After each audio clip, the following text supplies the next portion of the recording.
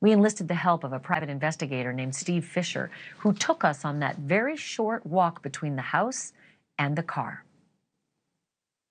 So we're at the house where David and Celeste were staying. That was rented to his manager. This is it, 3-car garage. Although from rumor is that the garage is actually converted into a gym, and that might be why we see the Tesla parked outside a lot. It does have security cameras, and I think that there's a lot more cameras than just the two you see here. And also the houses around us. I mean, we're looking at a camera right here on my left. So there's probably a lot that was captured. It's a wealthy area. These people value their privacy, and it's a beautiful home. It's also, there's been these rumors about it being a real party house and everything, but the people I've talked to around here said it was very they were very courteous, and it was quiet, and it was not this party house that it was rumored to be. So I'm sure that we'll learn more about that. But as you can see, all the way up and down this street are homes with lots of security cameras. So anything coming and going from this house was captured not only by the house's own security system, but by the neighbors. And I'm sure LAPD has either subpoenaed or voluntarily collected all that footage already. And the question becomes, had too much time passed to where they still have it and didn't overwrite. But as you can see, like this house here has a 360 camera right on that pillar, so that would capture anybody coming and going from this area. And this is where the Tesla was parked. We even see it on Google Street View, parked right here. So likely that would capture it. And also, these are high-end security systems. They capture sound as well, a lot of them, not just video. So there could also be audio that could capture what was going on, in the house or right outside the house. The Tesla was normally parked right here. The exit from the house is these gates right there where the trash cans are.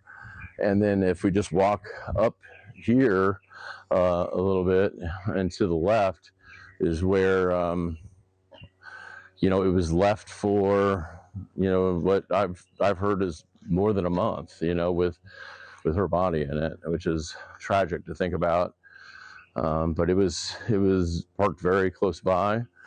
Again, these are all very high-end homes and with a lot of security. There's more cameras right there.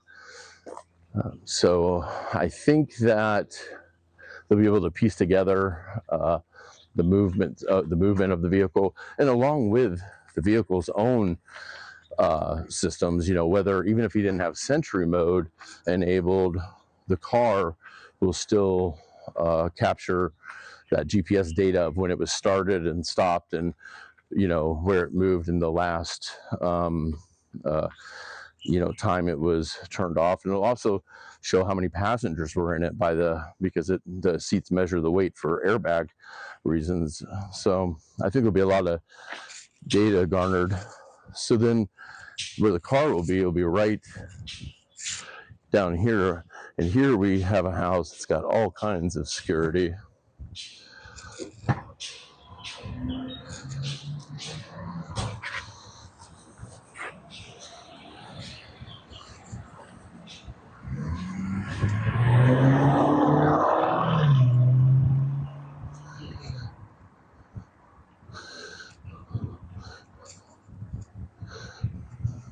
So this corner is where the car was parked and impounded from. So I imagine it's one of these neighbors that ultimately made the call to Department of Transportation to have it towed.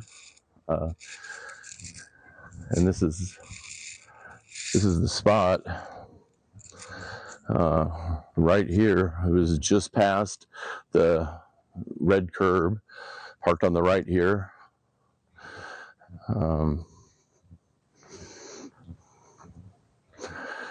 This is exactly it